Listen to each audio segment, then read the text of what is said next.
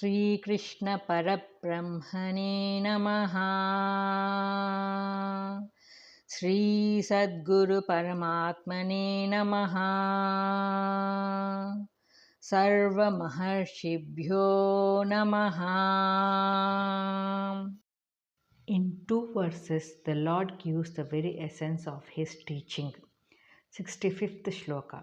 Manmana bhava madbhakto madhyaji mam namaskuru mame vaishyasi satyam te pratijane priyosi me. Substance. Fix your mind on me. Be devoted to me. Sacrifice to me. Prostrate before me. So shall you come to me only. This is my pledge to you, for you are dear to me. Commentary. This verse and the next one contain the essence of the Gita teaching.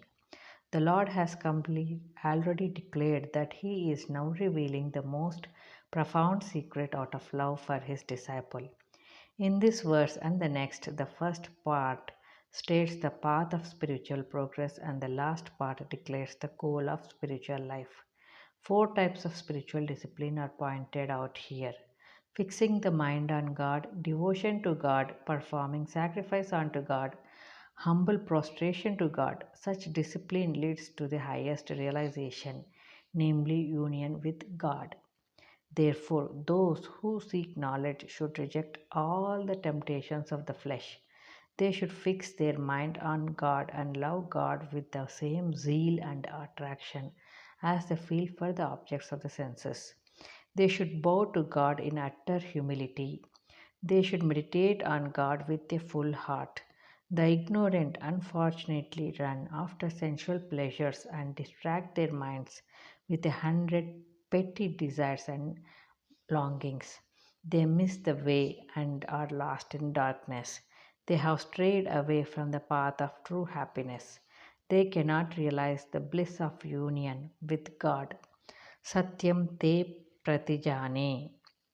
The Lord clears the last trace of doubt from the mind of Arjuna by saying, "This is the truth.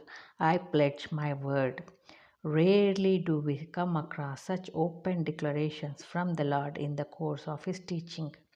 One's faith in the Lord's teaching is doubled and redoubled, and he accepts the final words of the Lord with deep and unswerving faith and attain liberation. Manmanaha bhava.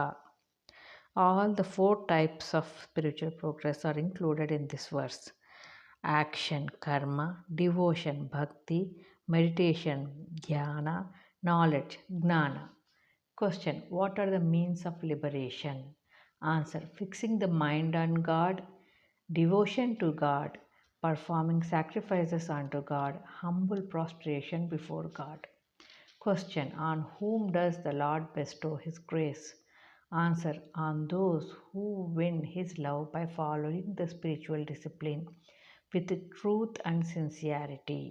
Question: what is the result of such devotion to God? Answer: they attain liberation. This is the pledge of the Lord. The Lord declares finally the very essence of Gita message. Sarvadharman parityajya mamekam sharanam vraja aham tva sarva papebhyo moksha ishyami ma suchaha. Substance. Having abandoned all duties, dharmas, take refuge in me alone. I will liberate you from all sins. Do not grieve. Commentary. This is the last verse of Gita message. The first part represents Kilakam in the Mantra Shastra. The essence of Gita message is summed up in this verse. The Vaishnavas repeat it as a mantra: Sarva Dharman Parityaja, having abandoned all duties. Surrender to the Lord is the direct path for attaining ultimate liberation. Performing the duties prescribed by the Shastras is no doubt good, for as it produces punya, which takes man to higher worlds. But surrender to the Lord confers moksha, liberation. The fruit of all duties and religious observances is implied in surrender. Therefore, the Lord advises His disciple to abandon all other duties and attain the highest goal by complete self surrender. Mamekam, me alone. The fruit of all duties form a part of the infinite bliss of liberation, as 10 forms a part of 100. When the stem is watered, all the branches up to the last twig receives nourishment. So the Lord here enjoins complete self surrender as the simplest and also the highest method for final liberation. God is the highest good. By knowing Him, Atma, all else is known, and by attaining Him, all the rewards of spiritual life are attained. The fruit of God realization is infinite. All finite works and actions are implied in it. Moksha Ishyami. It will liberate you from all sins. What is the effect of self surrender? The Dharma Shastras prescribe certain types of penance for the purification of some forms of sin committed by man in the course of his life. Self surrender liberates man completely from all sins, innumerable though they may be. In fact, the common man is not aware how many kinds of sins he is committing every day without his knowledge. So he is bound by his own sins and wanders through the various worlds in restless agitation. Such is the fate of the jiva who clings to worldly life and yet hopes for peace which eludes him throughout his life. The restlessness troubles him continuously till he discovers the only way of liberation from all sins and from all forms of bondage. The Lord here reveals the highest secret. Surrender to me, I will liberate you from all sins, declares the Lord. Self surrender should not be a partial affair. It must be complete without any precondition or at the least reservation. The river, when it joins the ocean, does not keep back any part of its separate identity. The union is complete. Thus, self surrender leads to complete union with the Lord of our Atma. The Jivatma becomes Paramatma, and that is the culmination of all spiritual knowledge. What is the nature of self surrender? It is to withdraw oneself from every kind of worldly attachment. It is to give up all temptation to enjoy the pleasures of this world or the next. It is to abandon all desires. It is to crush the last trace of the ego as a separate entity. Such is the nature of self surrender. This cannot be done in a single day. The principle should be properly understood and continuously practiced in everyday life. It is the divine law that by doing good man attains joy, and by doing evil he suffers sorrow. Good and evil are mixed up in various proportions in life of each individual. So joys and sorrows overtake men like the waves of the ocean. This is what we call samsara. The man who clings to the senses must experience pleasure and pain alternately. Pleasure and pain are inextricably mixed up as the two vital ingredients of human life. So, the wise man, after experiencing the mixed fruits of his actions through many, many births, finally gives up the futile and foolish game and turns his mind to God. There he finds the peace which surpasses understanding. This is liberation.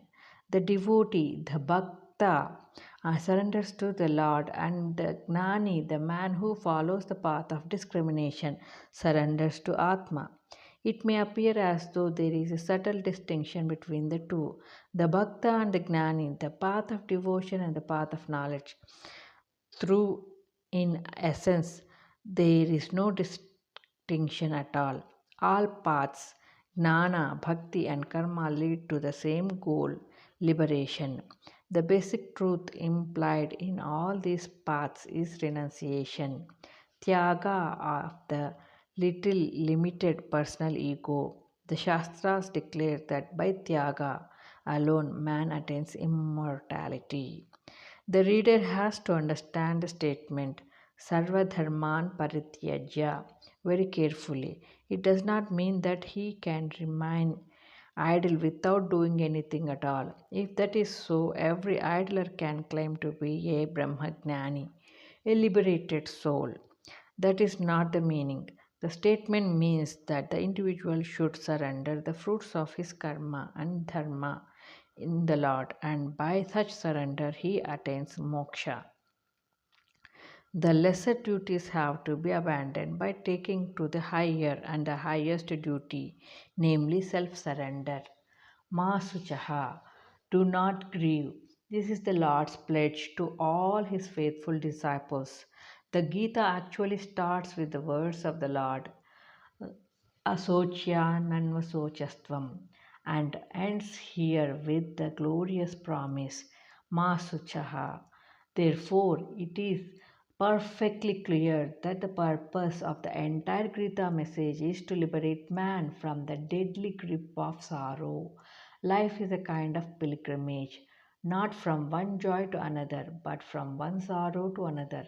The wise men know it, and so he seeks for a joy that does not come to an end, a joy unmixed with sorrow, a joy that is permanent, a joy that fills full the evening heart, and that he finds the self-realization. The ignorant man suffers and continues to suffer through several births, and at last he too comes to the conclusion that there must be a way out of this vicious circle. Then he hears the mighty call of the Gita, do not grieve, my friend, surrender to me, and I will liberate you from all sin and sorrow. The Lord here prescribes the simplest form of discipline to the world as the highest means of ultimate liberation. So the common man need not worry that he has not read the Shastra, or that he has not followed this dharma, or that he has not performed this sacrifice, or that, and so on. In whatever manner he lives, let him surrender to the Lord, and with truth and sincerity he shall attain peace, and he shall experience the bliss of liberation. Question: how can man free himself from sin and bondage? Answer: by complete surrender to the Lord. What is the way to the higher peace? Answer: surrender.